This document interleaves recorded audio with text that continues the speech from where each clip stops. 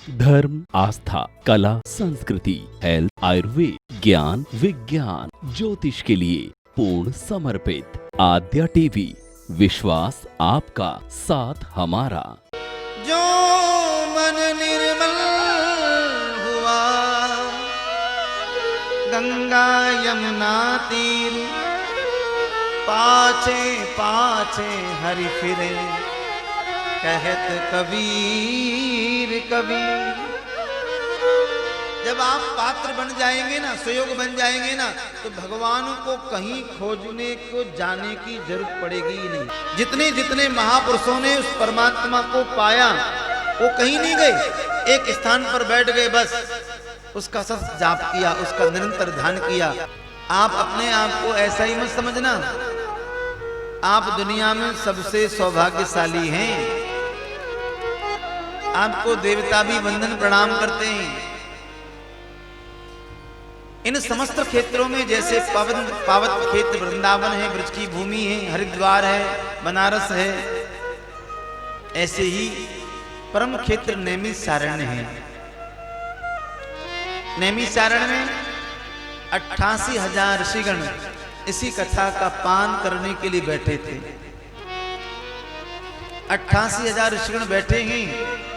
इन ऋषियों के मन में नाना प्रकार के संशय हैं। उन संशयों की निवृत्ति कौन कराए?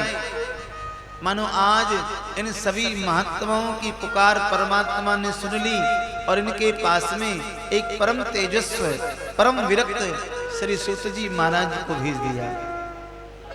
सूत जी महाराज को आते ही ये 88,000 ऋषि सभी खड़े हो गए, हाथ जोड़ करके खड़े होकर के वंदन करने लगे। प्रभु, हमारा अहो भाग्य है, हमारे प्रारब्ध के पुण्य उदय हुए हैं जो आज आपका दर्शन हमको मिला है। प्रभु, हम आपका कैसे स्वागत करें? आसन बिछा दिया, प्रणाम करने लगे। सबका प्रणाम देखकर सूत जी बोले, मुझे वंदन क्यों कर रहे हो? अरे मैं तो नश्वर शरीर है मेरा, इसका क्या सम्मान करना, इसको क्या नमन प्रणाम करना? आत्मा अजर और अमर और शाश्वत है। सभी ऋषियों ने कहा, महाराज, आत्मा को हर इंसान तो समझ नहीं सकता ना, वो तो पहले देह को देख करके ही तो आत्मा में प्रवेश करता है। इसलिए हम आपका बहुत स्वागत करते हैं। प्रभु, हमारे मन में कुछ प्रश्न पैदा हो रहे हैं, आप उनका यदि विधि पूर्वक, सरलता पूर्वक उनका यदि उत्तर दे दें तो हम अपने आप को परम सौभाग्यशाली समझेंगे। ऋषियों की विनम्र भावना सुनकर के सूत जी ने कहा, वैसे तो मैं कुछ ज्यादा जानता नहीं हूं, लेकिन आप सभी ऋषि मुनियों का विशेष आग्रह देख रहा हूं, बोलिए क्या पूछना चाहते हैं? सभी ऋषियों ने कहा, महाराज, हम ये पूछना चाहते हैं प्रभु, संसार की ओर हम देखते हैं तो संसार में सब लोग दुखी हैं। आप हमें कोई ऐसा व्रत बताएं, ऐसा कोई पूजन बताएं, ऐसा कोई मंत्र बताएं जिसके जपने से जपे हम और संपूर्ण पुण्य फल मिले उन संसारी दुखी प्राणियों के लिए। हम पाठ कर लेंगे, हम दुख भोग लेंगे, हम व्रत रख लेंगे, हम पूजा कर लेंगे, उसका पुण्य हम नहीं रखते।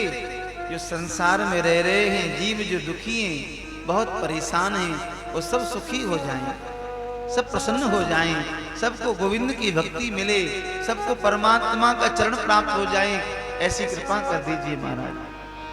सूत जी महाराज ये प्रश्न सुनकर के बहुत गदगद हो गए।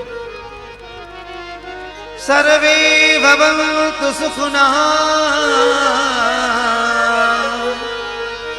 सर्वे सन्तु निरामया, सर्वे भद्राणि पश्यन्तु, मा कश्चित् दुःखभाग् भवेत्।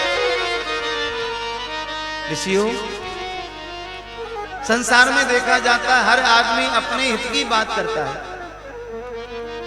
अपने स्वार्थ की बात करता है, अपने भले की बात करता है, और जिसके जीवन में परमार्थ नहीं है वह प्राणी ज्यादा श्रेष्ठ नहीं माना जाता। अरे अपने विषय में तो कुत्ता भी सोचता है, गधा भी सोचता है, बिल्ली भी सोचती है, सुगर भी सोचता है। और जो कर्म पशु कर रहा है वही मानव कर रहा है। तो मुझे बताओ पशु में और मानव में क्या अंतर रहा? इसलिए शरीर मिला है हमें, हो सके इस शरीर से दूसरों की सहायता करो, दूसरों की मदद करो। कभी किसी से ईर्ष्या मत करो, जलन मत करो। हम सब उसी की संतान हैं, सब हम एक ही तो हैं। मुझ में और आप में क्या फर्क है मुझे बताओ। ऐसा मत सोचना कि मैं यहां बैठा हूं तो बड़ा हूं, नहीं, मैं आप लोगों के ही तरह हूं, आप जैसा ही हूं। और ये भाव जब जन जन में सभी प्राणी के प्रति जग जाएगा तो सच मानना भगवान हमसे दूर नहीं है, हमारे बीच में ही है। हमारी भावनाओं का जब प्रशमन हो जाता है, भावनाएं बदल जाती हैं, तो वही ब्रह्म हमारे बीच से अंतर ध्यान हो जाता है। और भावना शुद्ध है, मन में करने की कामना है, तो सत्य मानना भगवान दूर नहीं, वो दूर होकर के भी हमारे बहुत बहुत करीब और बहुत पास आ जाते हैं। ऋषियों, तुमने बहुत सुंदर बात पूछी है। मैं आपको ऐसी कथा सुनाऊंगा जिस कथा को देवता लोग नहीं सुन सके थे। सभी ऋषि चुप गए, महाराज ऐसी कौन सी कथा सुनाओगे आप जिस कथा को देवता लोग नहीं सुन सके थे? बोले एक बार इस मृत्यु लोक के राजा जिनका नाम था परीक्षित, इस परीक्षित राजा को 7 दिन में श्राप लगा था मरने का।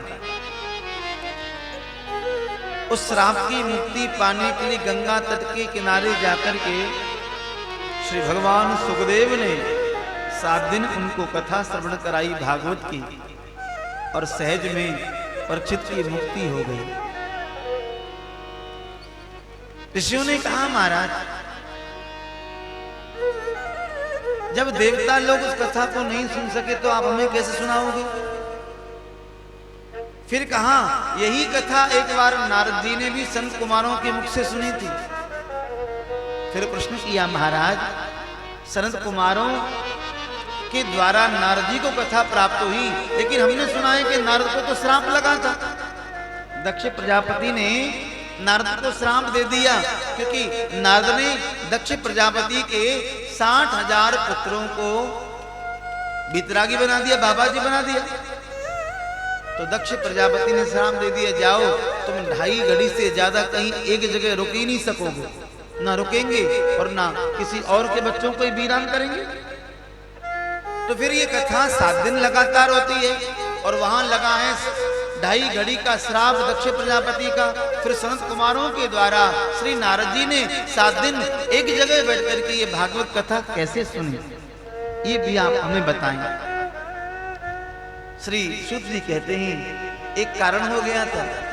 एक बार नारद जी वीणा बजाते हुए, हरि गुण गाते हुए आ रहे थे। अगर आपको हमारा ये वीडियो अच्छा लगे तो चैनल को सब्सक्राइब करें, साथ में बेल आइकन यानी घंटी को जरूर दबाएं, ताकि आपको हमारा नया वीडियो आप तक तुरंत पहुंचे। और लाइक और शेयर करना ना भूलें। देखते रहिए आद्या टीवी, विश्वास आपका, साथ हमारा।